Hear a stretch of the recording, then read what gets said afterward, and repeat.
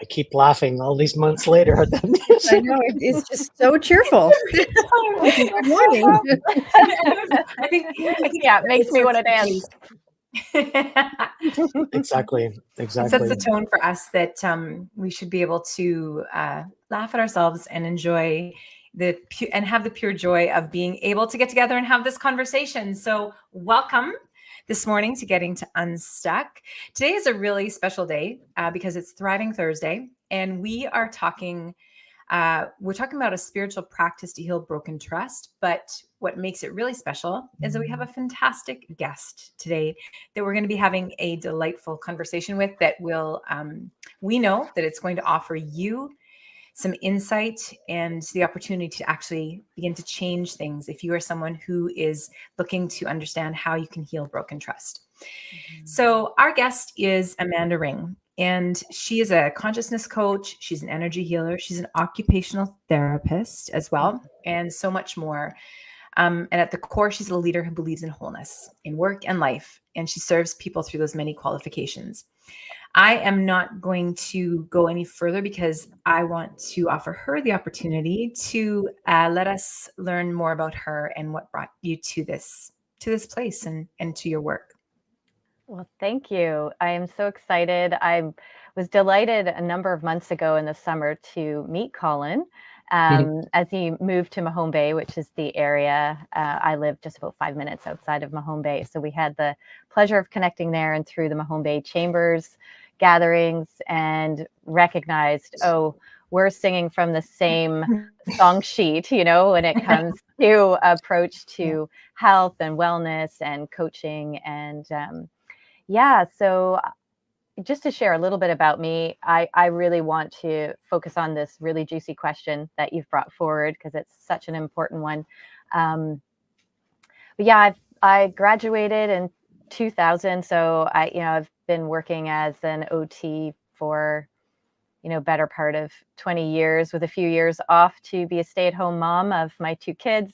And when I returned to that practice, I was really disenchanted with working in the healthcare system, to be quite honest. And I actually was approached at the same time, quite synchronistically, by someone who had just started building a cooperative holistic health center and was looking for practitioners that were interested to create a new approach to health and wellness. So I've had a background in yoga for years as both a personal practice, but also trained as a yoga therapist and yoga teacher and mindfulness-based practice.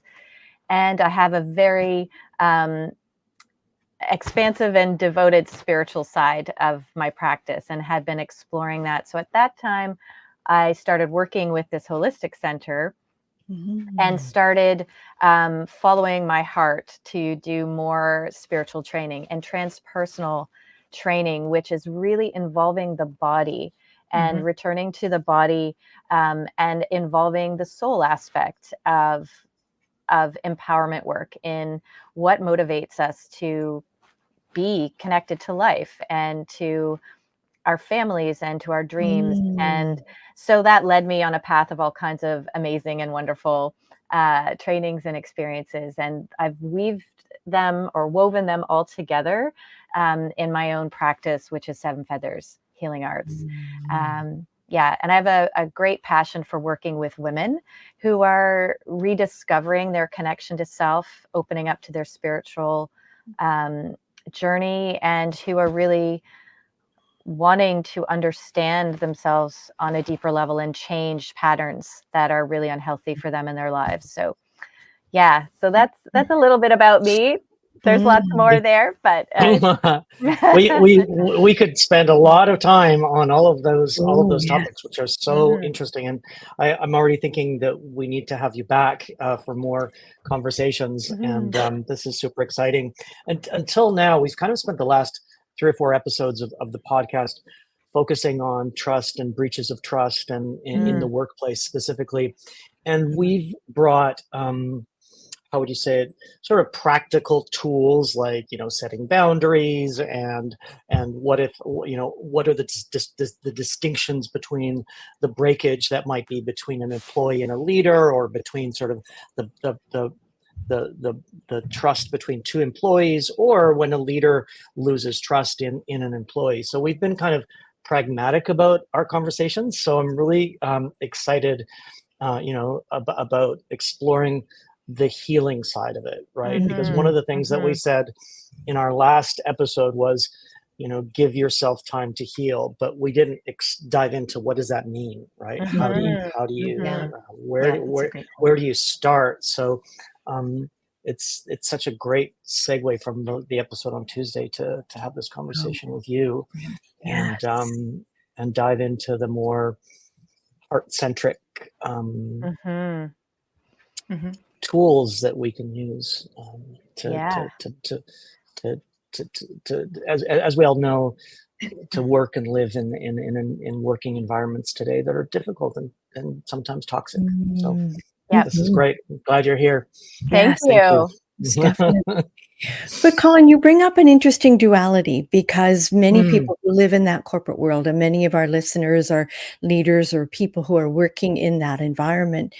Amanda, we talked a little bit before we came on camera about how we can hold on to who we are in the workplace. What have you found with your practice?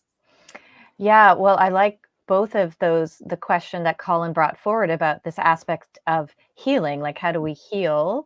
And what I'm hearing you ask is how do we remain genuine and be our authentic person in the workplace? And I work, I do a lot of one-on-one coaching work, but I also run circles and gatherings and events where we might be sharing about that. And it can be quite destructive for a lot of people when they're trying to show up in a work environment with a completely different mask on to who they are in their personal life. And it creates a lot of disconnect, but not only for the community of people at work, but with themselves. And it just slowly erodes at this sense of even confidence in who they are and knowing who they are and feeling the sense of being lost and disconnected.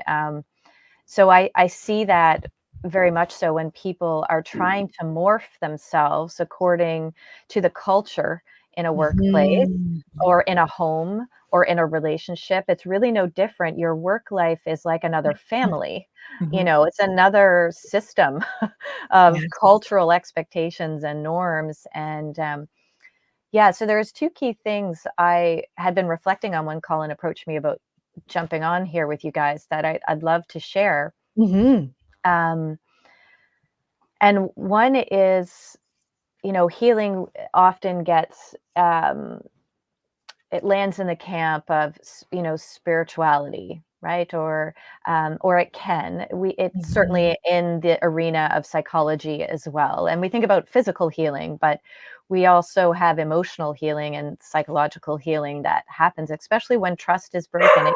It can show up in the body as a result of that physical, as a result of the emotional and psychological part of it. But what actually is a spiritual approach to healing trust, right? Like, what does that actually mean? For a lot of people, they're just like, what is that? So just to maybe bring that into a more accessible place, how I would define having a spiritual practice is something that allows you to see your place within something as well as a greater collective perspective. So, that allows you to see that there's more going on than just what's going on with you in that experience. And usually something that is a spiritual exercise or a spiritual practice is also something that helps you return or restore some sense of harmony or balance within oneself, but also like how that directly relates to the greater community that you're connected with. So there is this sense of oneness that, what is happening with me is impacting the group, and what is happening with the group is impacting me. It's synonymous, right? So, and there's an intention when we're doing something of a spiritual nature to evolve and grow, you know, and have a capacity to have more understanding, bring more love, more compassion, more openness to a situation, right? So from that perspective, you know, a spiritual practice usually has a self-reflective or a component of where we have self-inquiry. We're looking at what is going on within me, and you know, what is happening in the greater.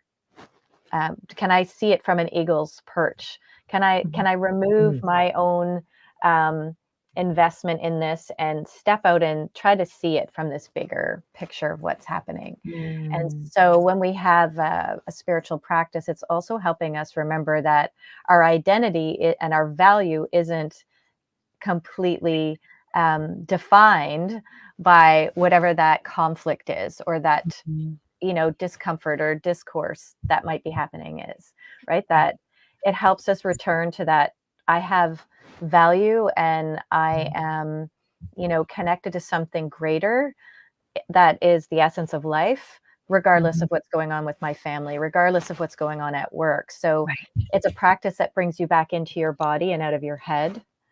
It helps you connect to something peaceful or elevating or expanding. So I just wanted to sort of preface this whole idea of like, what is a spiritual practice? What is a spiritual exercise? How is that different from having clear boundaries, right? You know, Right.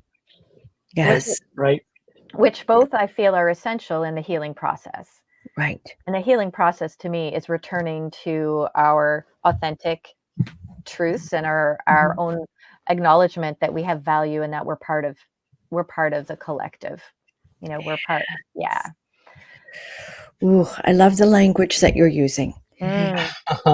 Because it is so uncommon in the workplace to hear terms like love, compassion, openness, harmony.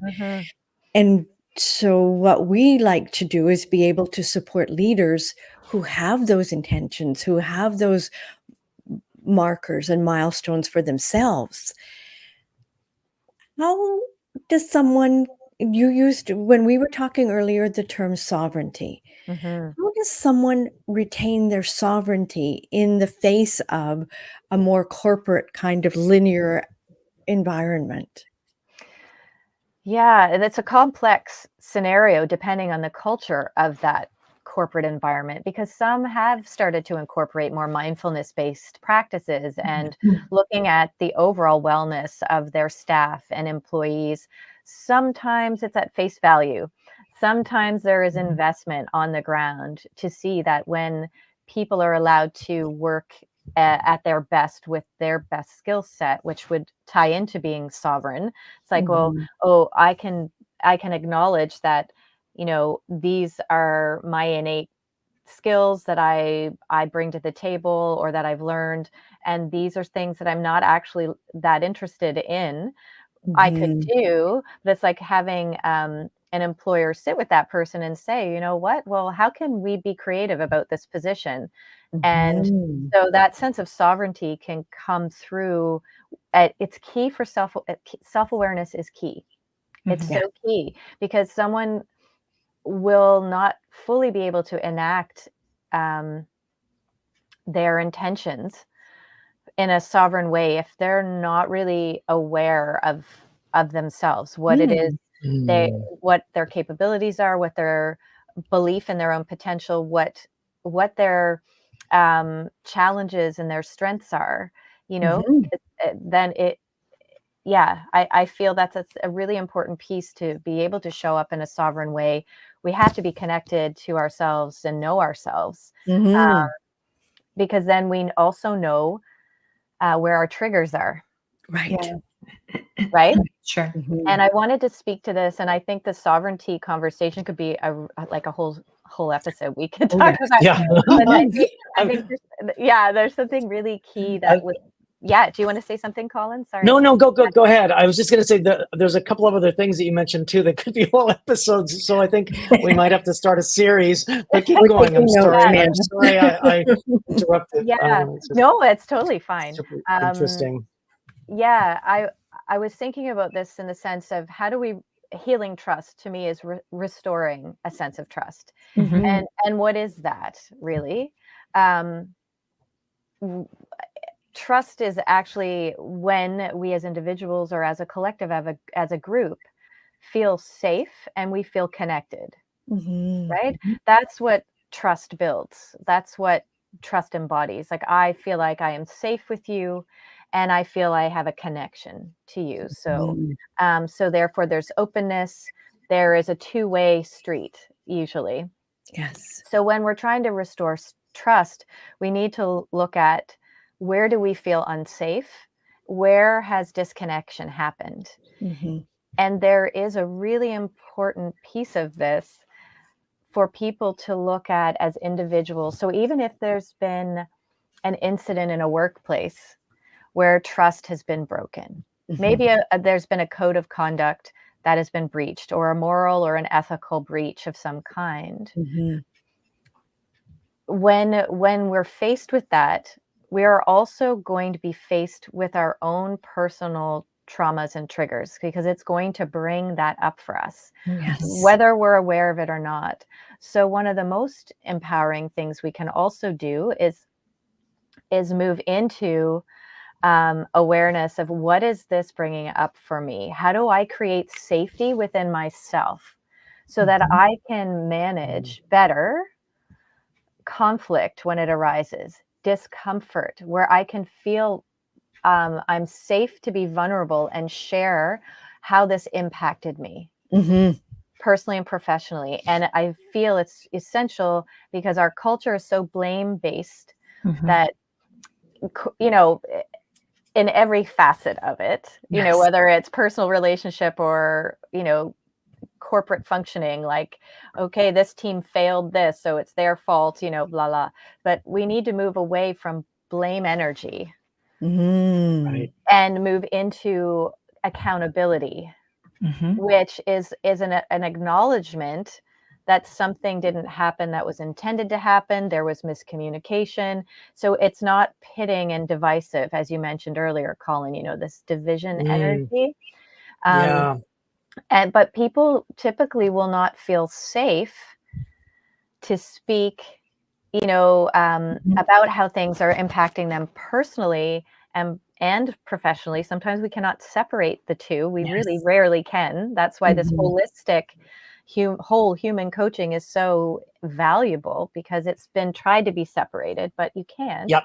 That, you know, when there is already a culture of blame and punishment and, you know, some form of persecution coming down the pipeline, it really, doesn't create a space for people to feel that they're safe to come forward. And what happens energetically in this way is people's electromagnetic field constricts immediately. It's diminished.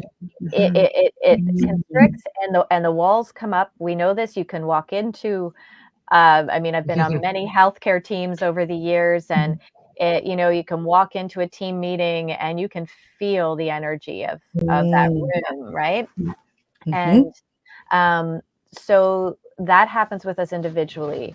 So we really have to be accountable for ourselves as well. So when there is conflict in the workplace, are we actually sharing our truths? Are we actually allowing ourselves to be vulnerable with ourselves and recognize, okay, I didn't deal with that situation very well, but is that also in part because that person triggered me because they remind me of my father, or they remind me of the situation I've been in the past that is bringing up all of my self-doubt and all of my defensiveness and all of my insecurity.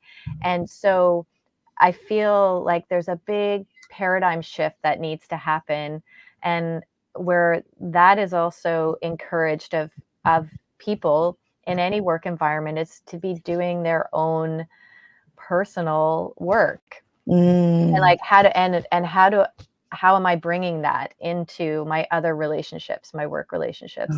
Yes. And that builds self-trust. If I don't feel safe within myself and I can't be honest with myself, then I'm going to have a harder time doing that, especially in situations I don't feel there is already an established platform of trust. Oof. It's so interesting. One of the things I heard you say earlier, connected to this, is our culture and our society has, I think anyway, certainly it's happened for me, we tend to connect self-worth and sense of self and wholeness to that job title or that position, right? So there's, I think, I don't know if you agree, but there seems to be there seems to be a need to break that link, that your self and your wholeness is not your job title or the performance review that you got the other day. What do you think about that connection of self-worth to the workplace environment that seems so tightly connected? And what you were saying before seems to be able to release that, right? That work that you can do on yourself on your own. Yeah, I really feel the whole idea of identity is very entangled in worthiness and value, and absolutely goal-oriented. And we are groomed from a very, very young age to gather all our accolades, like graduate from this, get this, all these benchmarks to meet. Rather than those be things that are expansive to us in our nature, that then we get to be this gift to society, that we get to both enjoy and receive and give in it. So yeah, in the workplace, I think there's a lot to be done. I certainly don't have all the answers to that by any stretch. And I think that we're in a time where we're creating this together, like recreating it, and that there's nothing wrong with having goals and having things to strive for. And we need deadlines. We need some form of structure. That's the very archetypal masculine energy of having structure and process. And we all benefit from that for sure. Yet it's out of balance because it's become like that. Those are the defining markers of, well, I'm a good this or I'm a good that once I've hit those. And we so internalize this by wanting to feel a sense of belonging and our worth being acknowledged, when we haven't really been nurtured to find that within ourselves first. It's been external. Like once I have this job, or once I have this promotion, or once I have this house, or once I have this relationship, or once I've hit this monetary mark, once I've done this, then I'm allowed to feel good about myself. Then I'm allowed to be seen as having greater value in society. And that's so harsh because we're not living in the present. We're constantly striving. We're not thriving. We're showing up. We're doing and putting loads of effort in, but to what end? What do we see now? So much mental health, so many mental health issues, so many chronic diseases, so many increased rates of disease process. And there's no coincidence that it's related to mental and emotional and psychological stress. And I feel that comes right down to this sense of of ourselves as having inherent value, regardless. Like a lot of people just can't get their head around, but I don't have to do anything to be valuable. Yeah.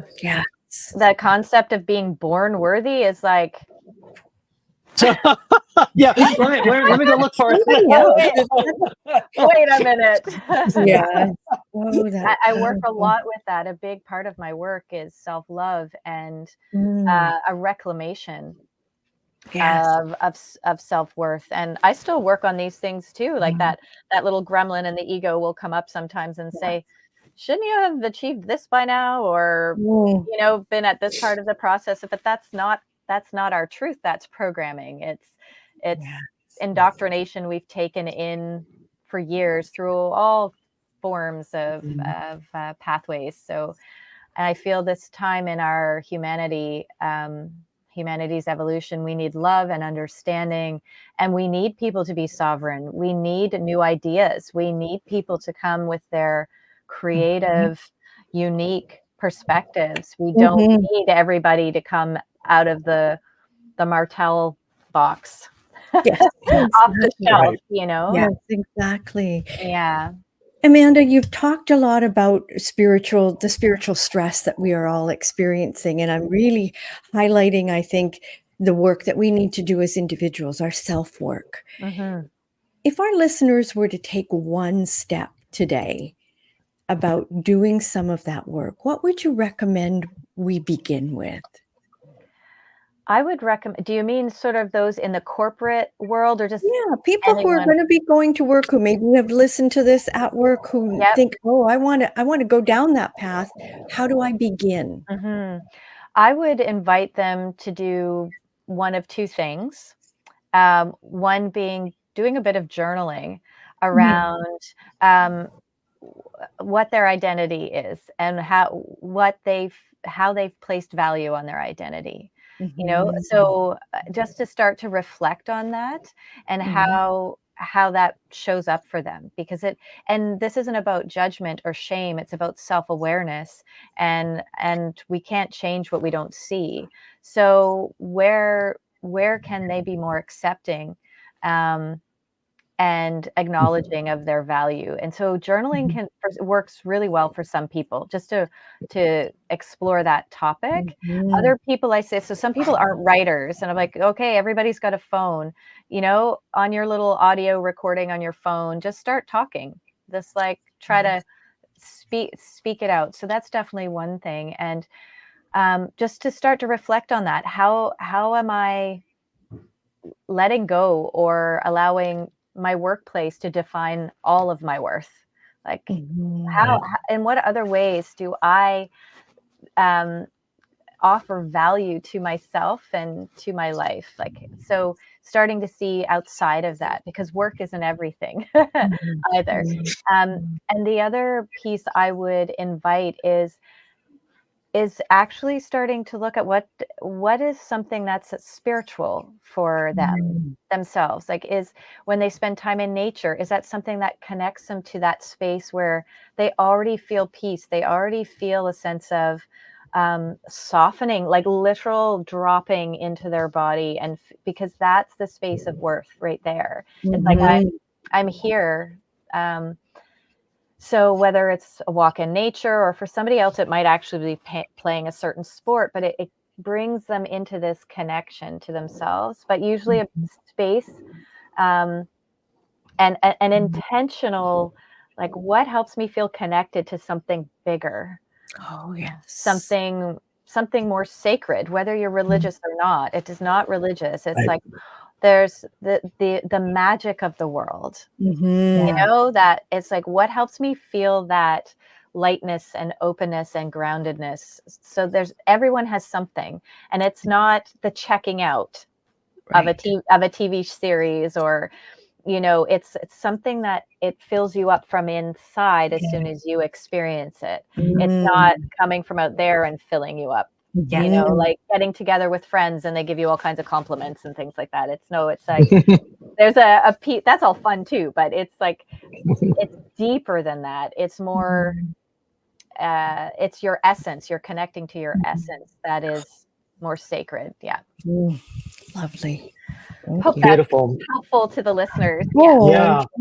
Thank you. Yeah, Amanda, this has been a fantastic conversation, and your essence is really very true, and truth is always sets us free. And so I want to just honor that and say thank you for that.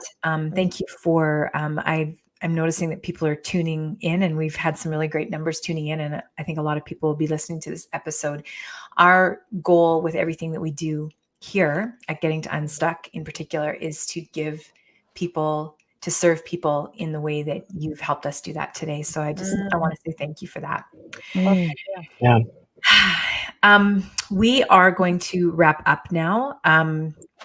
If you are still here, thank you for being here. Don't forget that next Thursday, Whole Human Coaching is doing our first live coach, Whole Human. The future is Whole Human Connection. We're doing a live coaching workshop. It's 90 minutes. In order to be a part of that, you have to sign up, and seats are limited. And that is not that's not a marketing trick. That is actually true.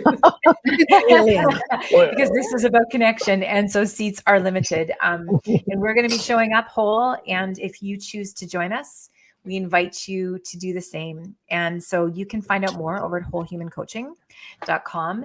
And if you like this episode, all the good stuff that you can do. Colin, I'm going to hand it over to you. I will close the show. I just had one last question for Amanda, and it's not a hard one. How can people find you if they want to connect with you and continue the conversation with you? Where can they find you? What are your links and places and stuff that you'd like to send people to? Yes, certainly. Thank you for that. And so my website is amanda-ring.com. So they can check out the different offerings that I have there. I also have a podcast called Flight of the Feminine.